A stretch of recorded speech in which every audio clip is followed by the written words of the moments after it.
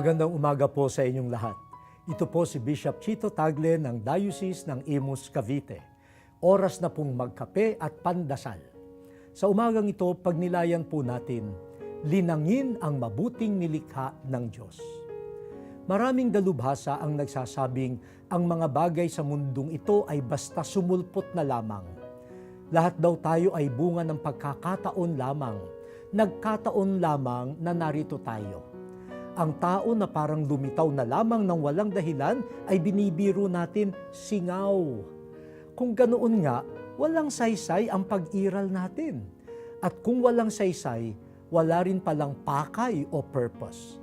Kung magkagayon, kahit sirain natin ang kapaligiran, dumihan ang mga ilog, dungisan ng hangin, yapakan ng tao, baliwala naman pala Nagkataon lang namang narito ka sa mundo. Kaya sa pagkakataong ito, aalisin naman kita.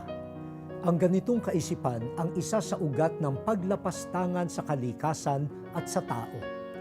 Ang sagot ng pananampalatayang Kristiyano ay ang paniniwala na tayo ay may pinagmulan. Walang iba kundi ang Diyos na malayang lumikha sa atin. May maganda siyang plano, kaya niya nilikha ang lahat. Ginusto niyang magkaroon ng isda at ibon, ng hayop at halaman, at lalo't higit ng tao. Nagmula tayo sa mapagmahal na paglikha ng Diyos. May pakay tayo sa mundong ito. At ang Diyos ang nagtakda ng pakay na iyon. Kaya banal ang ating pag-iral. Kung isa sa puso lamang natin ang katotohanan ito, pipigilan natin ang sarili sa paninira sa mundo at sa kapwa.